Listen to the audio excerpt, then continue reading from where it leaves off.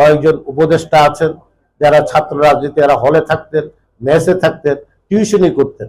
ওনারা 5-6 কোটি টাকার গাড়িতে চলেন, আগে পিছিয়ে আরো 30-40 কোটি টাকার গাড়ি থেকে এক নেতা গিয়েছেন তার বাড়িতে 100-র অধিক গাড়ি নিয়ে গেছেন। খাওয়ার আগে পরতেন 500 টাকার পাঞ্জাবি, এখন পরেন 30,000 টাকার পাঞ্জাবি, জুতা পরেন 50,000, হাতে ঘড়ি 40 লাখ টাকার। নির্বাচিত সরকার ছাড়া দেশের সংকট মোচন করার কেউ নাই। কয়েকজন উপদেষ্টা আছেন যারা ছাত্র রাজনীতি, এরা হলে থাকতেন, মেসে থাকতেন, টিউশনি করতেন।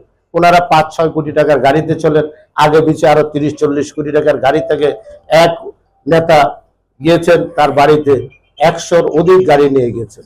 অতএব ওনারা হোটেল ইন্টারকন্টিনেন্টালে 5 কোটি টাকা দিয়ে ইফতার করেন।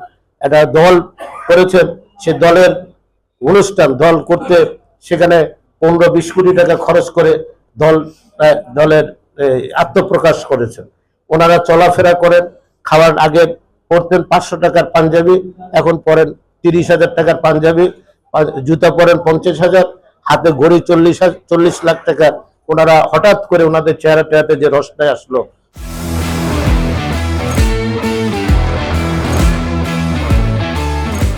প্রশাসনে ফোর্স করে অমুককে অমুকখানে দিতে হবে, অমুকের বদলি করতে হবে। এর থেকে জাতি মুক্তি চায়। আমি সমস্ত ব্যবসায়ীদের কাছে আলাপ করে, আমি বাণিজ্য মন্ত্রণালয়ের দায়িত্বে ছিলাম, ব্যবসায়ীরা বলেন ভাই কবে আমরা মুক্তি পাবো? কারণ এরা এসে আমাদের বলে আমার এই কাজটা দিতে হবে, আমার অমুকের এই কাজ দিতে হবে। সচিবরা বলে এসে ফোর্স করে অমুককে অমুকখানে ট্রান্সফার করতে হবে, অমুক ইঞ্জিনিয়ারে অমুক জায়গায় দিতে হবে, কার থাকতে হবে, বা একটা জাতীয় ইস্যুর উপর ভিত্তি করে সে হানা ভোট। এখন কি আমার দেশে কিসের উপর হানা ভোট হবে? হানা ভোট কিসের কারণে, কি কারণে হানা ভোট হবে? হানা ভোট এটা হলো যারা দেশকে অস্থিতিশীল করতে চায়, যারা বিদেশি এজেন্ডা বাস্তবায়ন করতে চায়, দেশে যারা গণতন্ত্র প্রতিষ্ঠার প্রতিবন্ধকতা সৃষ্টি করতে চায়, যারা দেশে নির্বাচিত সরকার আসুক চায় না, যারা অনির্বাচিত সরকারের কথা চিন্তা ভাবনা মাথায় আছে, তারাই এই হানা ভোটের কথা বলে। অতএব আমরা সুস্পষ্টভাবে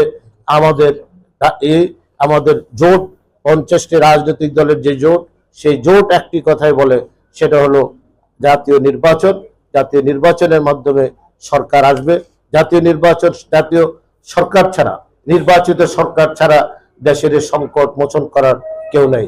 যদি 90-র গণঅভ্যুত্থানের পরে বিচারপতি শাহাবুদ্দিন অতি দ্রুত নির্বাচন না দিতেন, তাহলে সেদিনও জাতি একটা অন্ধকারাচ্ছন্নে পরিণত হতো।